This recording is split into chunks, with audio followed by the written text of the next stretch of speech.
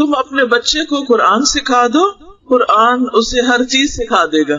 ہم میں سے ہر شخص کی یہ خواہش ہوتی ہے کہ اس کا بچہ ایک بڑا انسان بنے، وہ بہت کچھ جانتا ہو، بہت علم والا ہو، دنیا میں اس سے بھی زیادہ بہتر زندگی گزار سکے جو زندگی خود اس نے گزاری۔ لیکن یہ خواب کس طرح پورا ہو سکتا ہے؟ یہ کیسے ممکن ہے؟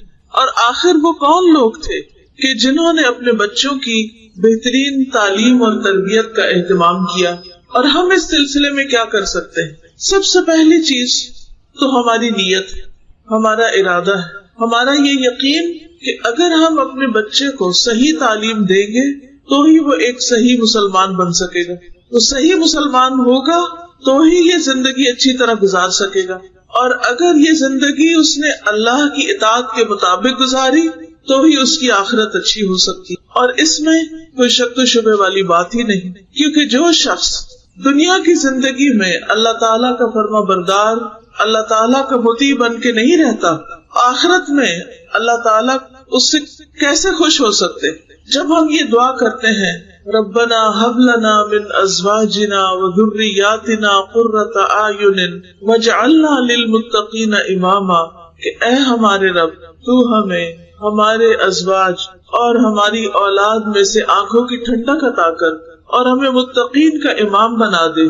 تو اس دعا کی عملی تعبیر کیسے ہو سکتی؟ کس طرح ممکن کہ ہمارے بچے ہماری آنکھوں کی ٹھنڈک بنے؟ یہ اسی صورت میں ہو سکتا ہے جب وہ اچھے اچھے کام کریں، جب وہ اس دنیا میں رہتے ہوئے نیک بن کر رہیں، اچھے اخلاق والے ہوں، اچھے معاملات کرنے والے ہوں۔ اور یہ اسی صورت میں ہو سکتا ہے جب ان کی اچھی تعلیم اور تربیت ہو، خواہ گھر کی زندگی ہو، خواہ معاشرے کی، گھر سے باہر کی، ہر جگہ اچھا انسان بننا اسی وقت ممکن ہے جب انسان اپنے خالق، اپنے مالک، اپنے رب اللہ سبحانہ وتعالی کے بھیجے ہوئے طریقوں کے مطابق زندگی بسر کرے۔ وہ طریقے ہمیں قرآن و سنت سے پتہ چلتے ہیں۔ اس لیے ہم سب کے لیے لازم ہے کہ ہم اپنے بچوں کو دنیا کی تعلیم دینے کے ساتھ ساتھ قرآن مجید کی بہترین تعلیم دیں۔ جب ہم بچوں کو قرآن کی تعلیم دینے کی بات کرتے ہیں تو عام طور پر والدین ان کو حافظ بنا دیتے ہیں یا فوراً سوچتے ہیں کہ ہم ان کو حفظ کرا دیں، کیونکہ اگر بچے نے حفظ کر لیا تو والدین کو بہت ہی چمکدار تاج ملے گا۔ اور اس طرح بچے کی خواہش ہو یا نہ، اس کے اندر صلاحیت ہو یا نہ، ہم اس کو مجبور کرتے ہیں کہ وہ ہماری خوشی کی خاطر حافظ بن جائے۔ بعض والدین بچوں کے لیے منت مان لیتے کہ اگر اللہ تعالیٰ مجھے بیٹا دے گا تو میں اسے حافظ بناؤں گی۔ اب بیٹے کی خواہش آپ کی تھی اور اس کی ذمہ داری آپ نے خود اس بیٹے پہ ڈال دی کہ وہ ضرور حافظ بنے۔ بہت اچھی بات ہے، کیونکہ قرآن مجید تمام علوم کا سر چشمہ ہے۔ اگر وہ قرآن مجید حفظ کر لے گا تو اس کا ذہن بھی کھل جائے گا، اس کے اندر بھی ایک نور آئے گا اور اس کی آخرت بھی سنورے گی۔ لیکن یہ یاد رکھیے کہ قرآن مجید صرف حفظ کرنے کے لیے نہیں آیا، قرآن مجید تو ہدایت کی کتاب ہے، قرآن مجید تو عمل کی کتاب ہے، اور قرآن مجید کا علم اسی وقت عمل میں ڈھل سکتا ہے جب دل میں قرآن کا نور اترتا ہے، جب دل میں ہدایت کا نور اترتا ہے۔ اور ہدایت کا نور دل میں اترتا نہیں جب تک کہ انسان محنت نہیں کرتا، کوشش نہیں کرتا، اپنے آپ کو اس راہ میں تھکاتا نہیں، اور خاص طور پر جو وہ سیکھتا ہے اس پر عمل نہیں کرتا۔ کیونکہ جب انسان کوئی بات جان لیتا ہے پھر اس پر عمل کی کوشش میں لگ جاتا ہے، اس کے لیے اپنے آپ کو مجبور کرتا ہے، اپنے نفس کو قائل کرتا ہے، اپنے دل کی مرضی کے خلاف بعض اوقات جا کر مشقت کرتا ہے، اپنی نیند کو قربان کرتا ہے، اپنے آرام کو قربان کرتا ہے، تو یہ نور دل کے اندر اترتا ہے۔ اور جب دل میں کوئی چیز اتر جاتی ہے تو پھر وہ عمل میں لازمی طور پر آ جاتی ہے۔ کیا وجہ ہے کہ بعض اوقات لوگ قرآن مجید حفظ کر لیتے ہیں، پڑھ لیتے ہیں، پڑھا لیتے ہیں، لیکن ان کے اندر قرآن کی روشنی نظر نہیں آتی، ان کے اندر قرآن کی خوشبو نہیں ہوتی، ان کے اندر وہ حلاوت نہیں ہوتی، مٹھاس نہیں ہوتی، نہ ان کی گفتگو میں، نہ عمل میں، نہ کردار میں، نہ معاملات میں۔ اس کی وجہ کیا ہے؟ اس کی وجہ یہ ہے کہ علم تو آ جاتا ہے لیکن علم کا نور نہیں آتا، اور جب تک علم کا نور نہیں آتا مسئلہ حل نہیں ہوتا۔ اور علم کا نور تو محنت سے ہی آتا ہے، کوشش سے آتا ہے۔ اس لیے بہت ضروری ہے کہ ہم بچپن سے ہی، بچوں کی پیدائش سے پہلے ہی اور پھر پیدائش کے بعد ان کے لیے ایک ڈائریکشن متعین کریں، ان کے لیے ہم ایک پروگرام بنائیں کہ ہم کیا چاہتے ہیں کہ وہ کیا بنے، کیونکہ بچے بڑے ہو جاتے ہیں اور ہم اپنے پروگرام بدلتے رہتے ہیں. کبھی ہم ان کو ڈاکٹر بنانا چاہتے ہیں، کبھی ہم ان کو انجینئر بنانا چاہتے ہیں، کبھی ہم ان کو پروفیسر بنانا چاہتے ہیں، کبھی کوئی چیز اور کبھی کوئی. وہ کچھ بھی بنے، وہ کسان ہو، وہ مزدور ہو، وہ ڈاکٹر ہو، انجینئر ہو، وہ کچھ بھی ہو، لیکن چونکہ وہ اللہ کے بندے ہیں، اللہ کے مخلوق ہیں، اس لیے بہت ضروری ہے کہ وہ اللہ کے ساتھ مضبوط تعلق رکھتے ہیں، اللہ کی مرضی کے مطابق یہ زندگی بسر کرنے والے. وہ دنیاوی اعتبار سے کچھ بنے یا نہ بنے، لیکن وہ اللہ کے بندے ضرور بنے، اللہ کے فرما بردار ضرور بنے، کیونکہ ان کی کامیابی کا انحصار اس میں ہے کہ وہ اللہ کے کتنے تابعدار ہیں، وہ اللہ تعالیٰ کو کتنا راضی کرنا چاہتے ہیں. کیونکہ جس بچے کے دل کے اندر، جس انسان کے دل کے اندر اللہ کی محبت آ گئی، اللہ کی اطاعت کا جذبہ آ گیا، اللہ کی فرما برداری کا شوق آ گیا، پھر مشکل نہیں کہ وہ شخص اس دنیا میں بھی دوسرے انسانوں کے لیے راحت کا سامان بنے. جب ہم کہتے ہیں کہ اللہ ہماری اولاد کو ہماری آنکھوں کی ٹھنڈک بنا، ہمیں ان سے خوشی نصیب کر، وہ ہمارے لیے نیک نامی کا سبب بنے، تو یہ اس صورت میں تو ممکن نہیں اگر وہ غلط کام کرے، اگر وہ چوری چکاری کے عادی ہو جائیں، اگر وہ حرام کاری کے عادی ہو جائیں، اگر وہ غلط رستوں پر نکل پڑے، اللہ کی نافرمانی کے کام کرے، تو بھلا یہ کیسے ممکن ہے کہ وہ آپ کی آنکھوں کی ٹھنڈک بن جائے؟ وہ تو پھر ہمیشہ دل کی کوڑھنی بنیں گے. اس کی وجہ کیا ہے؟ اس کی وجہ یہ ہے کہ ہم اپنے بچوں کو اللہ تعالیٰ کی معرفت نہیں دیتے، اللہ تعالیٰ کا شعور نہیں دیتے، اللہ کی پہچان نہیں دیتے، اللہ کا فرما بردار نہیں بناتے. ہم ان کی دنیا بنانے کی فکر میں لگے رہتے ہیں، اور وہ اپنی بھی اور ساتھ ہماری بھی بعض اوقات دنیا اور بعض اوقات آخرت خراب کرنے کے کام کرنے لگتے ہیں. انسان جب فوت ہو جاتا ہے تو اس کا اپنا عمل ختم ہو جاتا ہے. 3 چیزیں اس کے لیے صدقہ جاریہ بنتی، جن میں سے نمبر 1 اس کی اولاد ہوتی. لیکن وہ اولاد صدقہ جاریہ کب بنے گی؟ جب وہ اللہ کے راستے پر ہو، ولد صالح ہوگا، نیک بچہ ہوگا، نیک کام کرے گا. جب وہ نیک ہوگا تو اپنے ماں باپ کا بھی حق ادا کرے گا، کیونکہ قرآن بچے کو سکھاتا ہے کہ وہ والدین کا فرما بردار بن جائے. بار بار اللہ تعالیٰ قرآن مجید میں ہمیں بتاتے ہیں وَبِالْوَالِدَيْنِ احسانا، والدین کے ساتھ احسان کرو. لیکن والدین کے ساتھ کون بچے احسان کریں گے؟ وہی جنہوں نے یہ سیکھا ہوگا. دنیا کی تعلیم تو ان کو یہ نہیں سکھاتی کہ والدین کے ساتھ احسان کرنا ہے، لیکن آخرت کی تعلیم، قرآن کی تعلیم، دین کی تعلیم ان کو یہ ضرور بتاتی ہے کہ انہیں اپنے والدین کے ساتھ اچھا سلوک کرنا ہے. والدین ان کی جنت اور جہنم ہے. اگر انہوں نے والدین کے ساتھ اچھا سلوک نہ کیا تو ان کی دنیا اور آخرت دونوں برباد ہو جائیں گے. اس لیے ہم والدین کا یہ فرض بنتا ہے، ہم والدین کے اوپر ایک بہت بڑی ذمہ داری عائد ہوتی کہ ہم ان کے اخلاق، ان کے کردار اور ان کے عمل کو سنوارنے کے لیے بھرپور کوشش کریں. رسول اللہ صلی اللہ علیہ وسلم نے فرمایا، ہمیشہ اللہ تعالیٰ دین میں ایسے پودے لگاتے رہیں گے جنہیں اپنی فرما برداری میں استعمال فرمائیں گے. اور یہ پودے کون ہیں؟ یہ اسلام کے پودے ہمارے بچے ہیں. اگر ہم انہیں دین کی تعلیم دیں گے تو وہ آئندہ کے لیے اسلام کے بڑے بڑے درخت بن جائیں گے اور ان سے پھل پھول لگیں گے، اور پھر آگے ان کے بچے پھر دین پر ہوں گے، پھر آگے ان کے بچے، اور اس طرح یہ صدقہ جاریہ نسلوں تک رہے گا. اس لیے کوشش یہ کرنی چاہیے کہ وہ پودا ہمارا بچہ ہی ہو. ہم مرنے سے پہلے وہ درخت لگا کے جائیں. اس کے لیے کوشش بھی کریں، دعائیں بھی کریں، اور ایسا طریقہ کار اختیار کریں کہ آپ کے یہ خواب اور تمنائیں پوری ہو سکیں. ابن مبارک رحمہ اللہ، ابن مبارک کا آپ کو معلوم ہوگا وہ امام ابو حنیفہ کے استاد ہیں. جب وہ اصحاب حدیث کے بچوں کو دیکھتے، یعنی جو لوگ خود سیکھ رہے ہیں، سکھا رہے ہیں، تو جب ان کے چھوٹے چھوٹے بچوں کو دیکھتے جن کے ہاتھوں میں قلم دوات ہوتی تو وہ انہیں اپنے قریب کرتے اور کہتے کہ یہ دین کے پودے ہیں. یہ چھوٹے چھوٹے بچے کیا ہیں؟ چھوٹے چھوٹے پودے ہیں جن کے متعلق رسول اللہ صلی اللہ علیہ وسلم نے ہمیں خبر دی کہ ہمیشہ اللہ تعالیٰ دین میں ایسے پودے لگاتا رہے گا جن کے ذریعے دین کو مضبوط کرے گا. آج یہ چھوٹے ہیں اور قریب ہے کہ تمہارے بعد یہ بڑے ہوں. یعنی ہمارے بچے ہماری زندگی میں تو چھوٹے ہی ہوتے ہیں، لیکن بعد میں ہماری جگہ وہی سنبھالتے ہیں جب وہ پودے بڑے ہو جاتے ہیں. اس لیے بہت ضروری ہے کہ ہم انسانوں پر توجہ دیں. آج کل کی مائیں بچوں سے زیادہ خود اپنی ذات کے لیے فکر مند ہوتی ہیں. بعض ماؤں کی تو پڑھائی ختم نہیں ہوتی، تو شادی کے بعد بچے بھی ہو جائے تو ان کے پڑھانے کا ان کو کم فکر ہوتا ہے. اپنی ڈگری اور ہائر ڈگری اور پھر اس کے بعد جاب اور پھر جاب میں ایکسیلنس، اس کی فکر زیادہ ہوتی. لہٰذا ان کے بچے آیاؤں کے ہاتھ میں پلتے اور وہ اپنا کیریئر بنانے کی فکر میں ہوتی. نتیجہ کیا ہوتا ہے کہ بعض اوقات بچے بگڑ جاتے ہیں. وہ ان بچوں کی خاطر مال کماتے ہیں اور بچے اسی مال کے ذریعے بگڑ جاتے ہیں. اس لیے بہت ضروری ہے کہ ہم اپنے بچوں کے دین کی فکر کریں. اور اگر ہمارا اپنا کوئی بچہ نہیں تو کوئی بھی بچہ ہمارا ہی بچہ، کسی کا بچہ، یہ سب اسلام کے بچے، مسلمانوں کے بچے. انہیں اسلام پر رکھنا، انہیں دین پر رکھنا، انہیں دین سکھانا، یہ ہماری ذمہ داری ہے.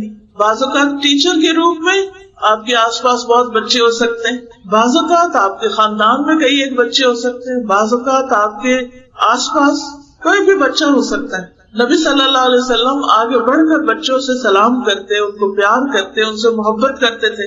کیوں؟ تاکہ ان کے دل میں جب نبی صلی اللہ علیہ وسلم کی محبت ہوگی تو پھر وہ آپ کے طریقے پر بھی چلیں گے. اگر دین پڑھے ہوئے لوگ بچوں کی محبت سے عاری ہیں اور ان کی طرف توجہ نہیں دیتے تو ایک بہت خسارے کا کام کر رہے ہیں. کیونکہ بچوں کو محبت اسی طرح چاہیے جیسے کھانا پینا چاہیے. انہیں صرف فیڈر نہیں چاہیے، انہیں ماں کا سینہ بھی چاہیے، انہیں ماں کی گود چاہیے، انہیں ماں کی محبت چاہیے. اسی طرح جب بچے بڑے ہو جائیں اور وہ اسکول جانے لگے یا تعلیم حاصل کرنے لگے تو اس وقت بھی ضروری ہے کہ وہ بچے اپنے استادوں اور اپنے بڑوں اور اپنے خاندان والوں کی شفقت سے محروم نہ رہیں. اور یہ اسی صورت میں ہو سکتا ہے کہ جب ہم ہر طرح کے بچوں کو، ہر کسی کے بچوں کو اہمیت دینے والے ہوں. کیونکہ یہ بچے ہمارے لیے بھی صدقہ جاریہ ہیں اور ہمارے دین کے محافظ بھی ہیں. ہمارے دنیا سے جانے کے بعد ان کے ذریعے دین کی حفاظت ہوگی. ابن بکیر کہتے ہیں کہ ایک شخص امام آمش کے پاس سے گزرا جبکہ وہ حدیثیں سنا رہے تھے. اس شخص نے ان سے کہا، آپ ان بچوں کو حدیثیں سنا رہے ہیں؟ یہ تو چھوٹے چھوٹے بچے ہیں. تو امام آمش نے کہا، یہ بچے تمہارے لیے تمہارے دین کی حفاظت کرنے والے. تو امام آمش جو تھے وہ بچوں کو حدیثیں سنا رہے تھے. کیوں سنا رہے تھے؟ کیونکہ انہیں معلوم تھا کہ یہ بچے چھوٹی عمر میں جب یہ سب کچھ یاد کریں گے تو بڑے ہو کر پھر دوسروں کو آگے سکھانے کا کام کریں گے. پھر اسی طرح بچوں کو نہ صرف یہ کہ قرآن اور حدیث سکھانی چاہیے بلکہ ان کا عقیدہ بھی درست کرنا چاہیے. ان کو پہلے ایمان سکھانا چاہیے. جندب بن عبداللہ کہتے ہیں کہ ہم نوجوانی کی حالت میں رسول اللہ صلی اللہ علیہ وسلم کے ساتھ رہے. ہم نے قرآن سیکھنے سے پہلے ایمان سیکھا، پھر ہم نے قرآن سیکھا. اس کی وجہ سے ہمارے ایمان میں اضافہ ہوا. یعنی کچھ بھی سکھانے سے پہلے ان کے اندر ایمان پکا کیا جائے، ان کو لا الہ الا اللہ سکھایا جائے، محمد الرسول اللہ کے بارے میں بتایا جائے، ملائکہ کے بارے میں بتایا جائے، کتابوں کے بارے میں بتایا جائے، آخرت کے بارے میں بتایا جائے، تقدیر کے بارے میں بتایا جائے، ان کا ایمان مضبوط کیا جائے. کیونکہ جب تک اللہ پر ایمان مضبوط نہیں تو وہ سب کام کس کے لیے کریں گے؟ صرف ماں باپ کے لیے. بہت سے بچوں کو ہم صرف اپنے سے ڈراتے رہتے ہیں یا ان کے مستقبل سے ڈراتے ہیں. اگر تم نہیں پڑھو گے تو پھر تم ریڑھی لگاؤ گے، اگر تم یہ نہیں کرو گے تو تمہارا یہ حال ہو جائے گا. مستقبل کا خوف دلاتے ہیں لیکن ان کو کوئی بڑا مقصد نہیں دیتے. یا پھر اپنے سے ڈراتے رہتے ہیں کہ تمہارے ابا ماریں گے، ٹیچر ناراض ہوگی، ماں اپنی آنکھیں دکھاتی رہتی. لیکن بچے مثلاً اگر وہ قرآن پاک بھی پڑھ رہے ہیں تو بعض اوقات انہیں یہ نہیں پتا ہوتا وہ کیوں پڑھ رہے ہیں. قاری صاحب آتے ہیں یا آپ مولوی صاحب کے پاس بھیجتے ہیں، آپ انہیں کہتے ہیں قرآن مجید پڑھو. ان کو سمجھ نہیں آتا کہ کیا پڑھ رہے ہیں. وہ پوچھتے کیوں پڑھیں؟ آپ کو تو بس پڑھو، ہم نے قرآن پڑھنا ہے. بعض بچوں کو تو یہ بھی نہیں پتا ہوتا کہ یہ کتاب یا جو پڑھ رہے ہیں وہ ہے کس کی، یہ کس نے بھیجا ہے، وہ کون ہے، اور ہم اس کو کیوں پڑھیں اور اس کے پڑھنے کا کیا فائدہ ہوگا، اس سے ہمیں کیا ملے گا. ان کو یہ تو نظر آتا ہے کہ اگر ہم اسکول میں پڑھیں گے، ہم کالج میں پڑھیں گے، ہم یونیورسٹی جائیں گے تو ہمیں ڈگری ملے گی، ہمیں اچھی جاب ملے گی، ہمیں معاشرے میں عزت اور مقام ملے گا. لیکن ہم انہیں یہ نہیں بتاتے کہ وہ قرآن کیوں پڑھیں، قرآن پڑھ کر انہیں کیا ملے گا، قرآن پڑھنے کا کیا فائدہ ہوگا. انہیں تو یہ بھی نہیں معلوم کہ قرآن کریم کا مطلب کیا ہے. کیا آپ کو معلوم ہے کہ کریم کا مطلب کیا ہے؟ قرآن مجید کے ساتھ کریم کا لفظ کیوں لگاتے ہیں؟ ہم میں سے بہت سے لوگ کہتے ہیں قرآن کریم. کیا مطلب ہے کریم کا؟ کریم کا مطلب ہے عزت دینے والا. یعنی اس کتاب کو پکڑ لو گے، اس کتاب کو اٹھا لو گے، اس کتاب کو سمجھو گے تو اللہ تعالیٰ دنیا میں بھی عزت دے گا، آخرت میں بھی عزت دے گا. علامہ اقبال نے بھی یہی کہا تھا نا کہ وہ معزز تھے زمانے میں مسلمان ہو کر، اور تم خوار ہوئے تارک قرآن ہو کر. تم نے قرآن کو چھوڑ دیا تو دنیا میں ذلیل ہو گئے.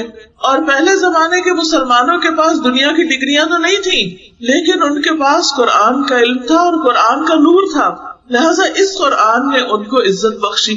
اس لیے بچوں کے دل میں اللہ کی محبت، قرآن کی محبت اور قرآن پڑھنے کا فائدہ ان کو باقاعدہ بتانا چاہیے کہ اس کے ایک ایک حرف کے پڑھنے سے تمہیں 10 نیکیاں ملیں گی. پھر ان کو مثالوں سے سمجھائیں، کیونکہ بچے جب چیزوں کو دیکھتے ہیں، محسوس کرنے والی چیزوں کو، تو ان کو بات جلدی سمجھ آتی ہے.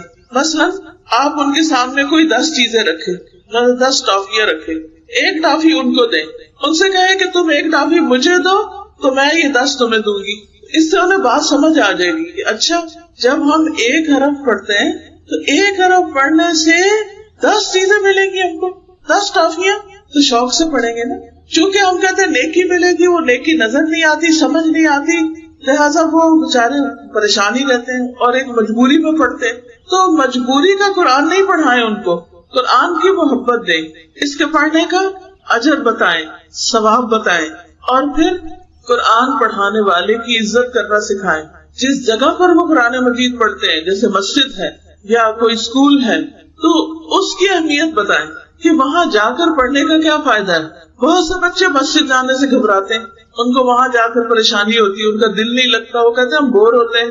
تو ان کو آپ بتائیں کہ جب کوئی شخص وضو کر کے اپنے گھر سے نکلتا ہے، مسجد کی طرف قدم اٹھاتا ہے، تو ہر قدم وہ جو اٹھاتا ہے، یعنی 2 پاؤں سے چل کے جاتا ہے، ایک پاؤں جب اٹھاتا ہے تو اس کو ایک درجہ ملتا ہے، یعنی وہ جنت کی طرف ایک سٹیپ اور اوپر ہو جاتا ہے. اور جب دوسرا پاؤں اٹھاتا ہے تو ایک گناہ گر جاتا ہے، ایک غلطی معاف ہو جاتی. تو آپ ان کو بتائیں مثلاً آج آپ گھر سے لے کے مسجد تک کے قدم گنے، کتنے قدم ہیں؟ مثلاً 40 قدم ہے، 50 قدم ہے. تو آپ ان کو گن کے بتائیں کہ تم نے 50 سیڑھیاں طے کر لی جنت کی طرف جانے کی، تمہارے 50 درجے آج اوپر ہو گئے اور 50 گناہ جو ہے معاف ہو گئے. اور پھر جب انسان مسجد جا کر اللہ کی کتاب پڑھتا ہے یا نماز پڑھتا ہے تو فرشتے اس کے لیے دعائیں کرتے ہیں. جس مجلس میں وہ بیٹھتا ہے فرشتے اس کو گھیر لیتے ہیں. اور پھر یہ کہ جب انسان چل کے مسجد جا رہا ہوتا ہے تو فرشتے اس کے آگے اپنے پر بچھاتے ہیں، اس کو عزت دیتے ہیں. طالب علم کو تو گھر میں بیٹھ رہنے سے تو نہیں ملتی یہ عزت، یہ مقام، یہ درجہ، یہ اجر اور ثواب گھر میں نہیں ملتا. نکلیں گے تو پھر ہی ملے گا، کیونکہ ایک مجلس میں، ایک روحانی ماحول میں جہاں پر اللہ کا ذکر ہو، جہاں ہر چیز صاف ستھری ہو، پاکیزہ ہو، وہاں بیٹھ کر پڑھنا اس کا اپنا اجر و ثواب ہے. پھر ایک اور چیز یہ ہے کہ ہمیں بچوں کو سکھانے کے نئے نئے آئیڈیاز بھی تلاش کرنے چاہیے. بچے مسجد جانے سے کیوں گھبراتے ہیں، یہ قرآن پڑھنے سے کیوں گھبراتے ہیں؟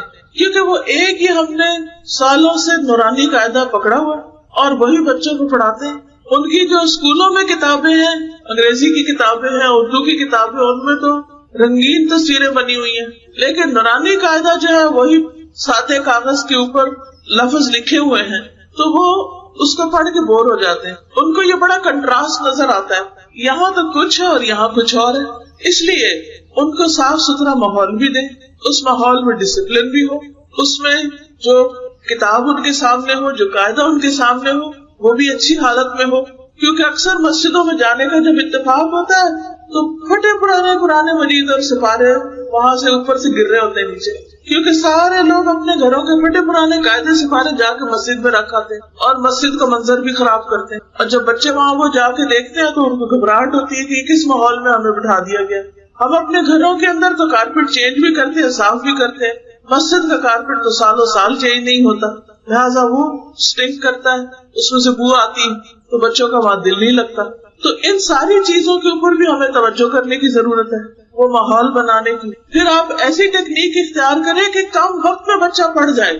یہ نہیں سال بعد آپ جائیں اور پوچھیں کہ مولوی صاحب میرے بچے نے کتنا پڑھا، جی ابھی تو اس کا قاعدہ ہی ختم نہیں ہوا.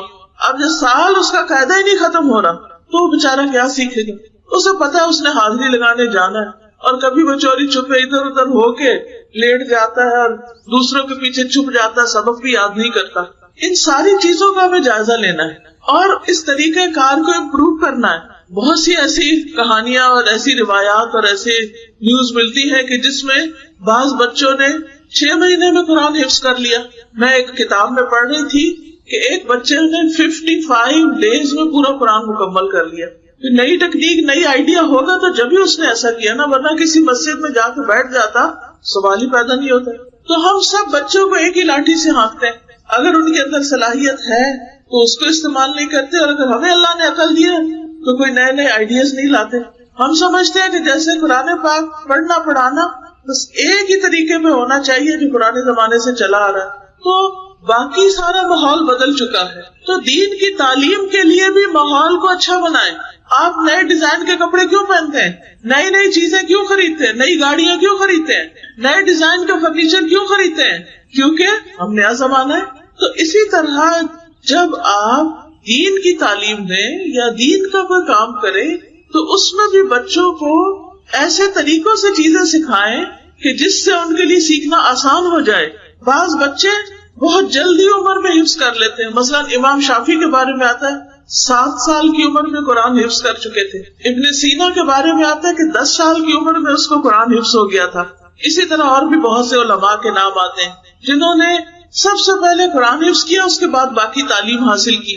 اور اس زمانے میں تو یہ ہر بچے کے لیے لازم ہوتا تھا کہ جو بھی مسلمان بچہ پیدا ہو ناظرہ تو پڑھے گا ہی پڑھے گا، لیکن میجورٹی قرآن حفظ بھی کرتی تھی. اور پھر صرف حفظ ہی نہیں کرتے تھے بلکہ اس کو سمجھتے بھی تھے. پھر آپ دیکھیے کہ اس میں آخر راز کیا ہے. کیا بعض بچوں کے پاس زیادہ ذہن ہوتا ہے اور دوسروں کے پاس کم ہوتا ہے؟ نہیں، ذہن سب کا ہوتا ہے. فرق ہوتا ہے طریقے میں، ماحول میں، اپرچونٹی میں. ان سب چیزوں میں جو بہت ہی کارآمد نسخہ ہے وہ ہے فوکس کر. فوکس. بچہ جب یہ کام کر رہا ہو، جس ٹائم پر یہ پڑھ رہا ہو یا سیکھ رہا ہو، اس سے باقی ایکٹیویٹیز چھڑا دیں اور اسے کہیں کہ فلی فوکس کرو اس پر. اس کے لیے ماحول بنائیں، کیونکہ بچے خود اپنا ماحول نہیں بنا سکتے. اس کے لیے ماحول بنائیں اور اس کو موقع فراہم کریں. والدین کا کام کیا ہے؟ فیسیلیٹیٹ کرنا. استادوں کا کام کیا ہے؟ فیسیلیٹیشن. اس لیے بچوں کو اس طرح ٹریٹ کریں، ان کے ساتھ ایسا سلوک کریں، ان کے ساتھ ایسا معاملہ کریں کہ جس سے ان کے سیکھنے کا عمل آسان ہو جائے، ان کے لیے سیکھنا دلچسپ ہو جائے، فائدہ مند ہو جائے.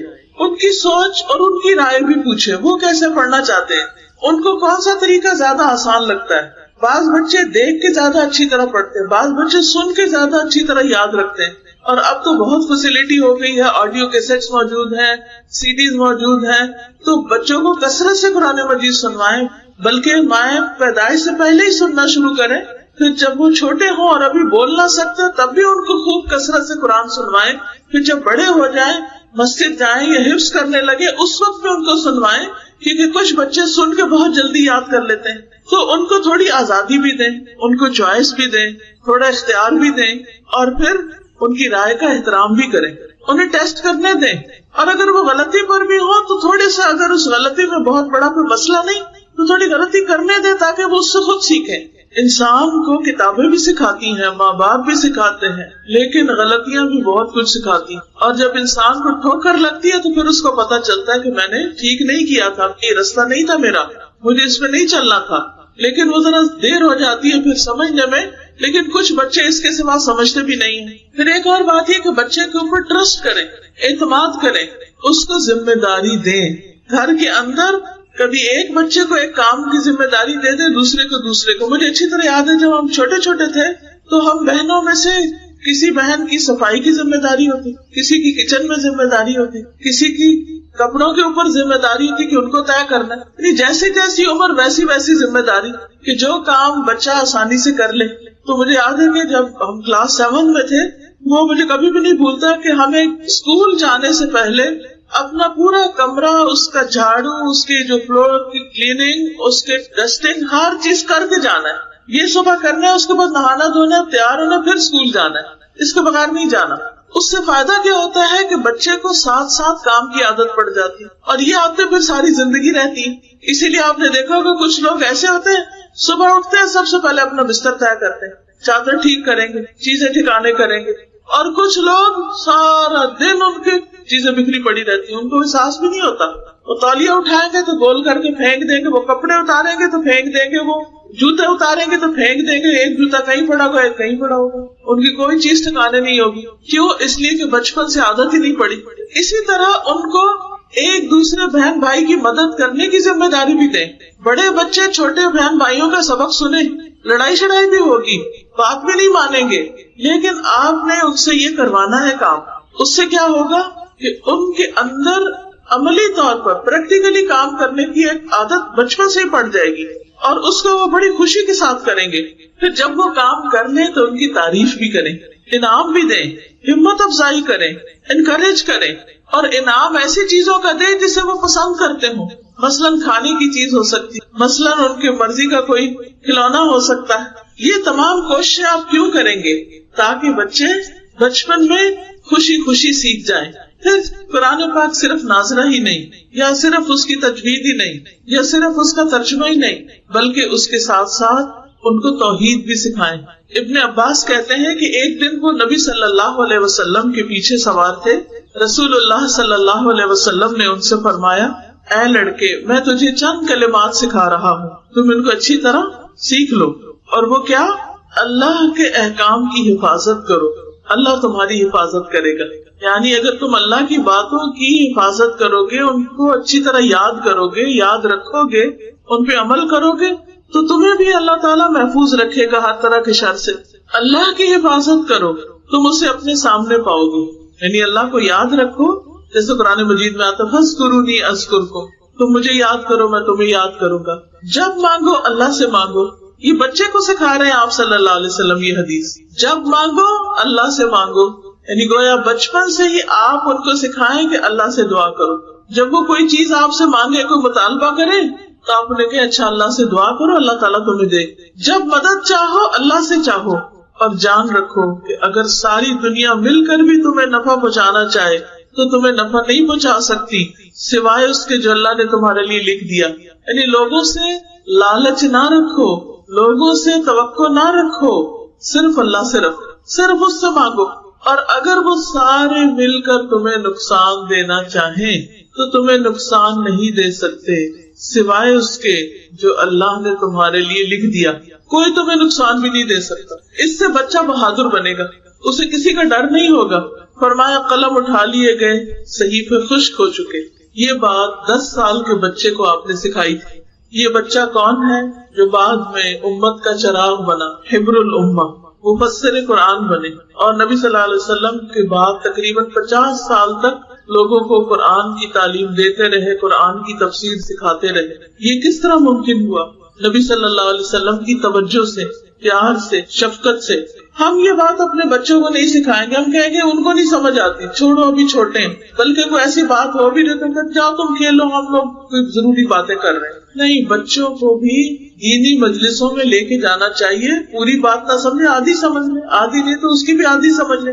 پھر اسی طرح یہ ہے کہ بچوں پر قرآن کی تلاوت کا بھی اثر ہوتا ہے, نیک مجلس کا اثر ہوتا ہے. حضرت ابوبکر نے اپنے گھر کے سین میں ایک مسجد سی بنائی ہوئی تھی. جب وہ قرآن پڑھتے تھے تو بہت روتے تھے, تو مشرکین کے بچے آ کے کھڑے ہو جاتے تھے, عورتیں اور بچے دیکھتے تھے, اور دیکھ کے حیران ہوتے تھے کہ یہ کیا پڑھ رہے ہیں اور کیوں رو رہے ہیں. ابھی بھی آپ نے دیکھا ہوگا نا کہ جب آپ قرآن پڑھتے ہوئے روتے ہیں تو بچے آپ کو دیکھنے لگتے ہیں کہ ماما کیوں رو رہی ہے. یہ چیز ان کے اندر اثر ڈالتی ہے کہ یہ جو چیز پڑھ رہے ہیں یہ کوئی بہت خاص چیز ہے, بڑی امپورٹنٹ چیز ہے. تو آپ کو معلوم ہے کہ مشرکین نے کیا کیا, انہوں نے کہا کہ آپ یہاں قرآن پڑھنا بند کر دیں, کیونکہ انہیں ڈر لگا کہ کہیں ہمارے سارے بچے مسلمان نہ ہو جائیں, وہ اس سے متاثر ہو رہے ہیں. پھر اسی طرح ابن عباس کہتے ہیں کہ جب رسول اللہ صلی اللہ علیہ وسلم کی وفات ہوئی تو میری عمر 10 سال تھی, اور میں نے محکم صورتیں سب پڑھ لی تھی, ساری یاد تھی مجھے. اور محکم صورتیں کون سی ہیں؟ مفصل صورتیں, یعنی لمبی صورتیں. عبداللہ بن عباس کہتے ہیں کہ ان کی امی ام فضل نے انہیں والمرسلات عرفا پڑھتے ہوئے سنا. پھر کہا, بیٹے تم نے اس سورت کی تلاوت کر کے مجھے یاد دلا دیا, میں آخری عمر میں آپ صلی اللہ علیہ وسلم کو مغرب کی نماز میں یہی سورت پڑھتے ہوئے سنتی تھی. یعنی بیٹے نے جب یہ سورت پڑھی تو انہیں یاد آ گیا کہ نبی صلی اللہ علیہ وسلم مغرب کی نماز میں یہ سورت پڑھتے تھے. اب آپ پڑھتے تھے, اس کے بعد ابن عباس نے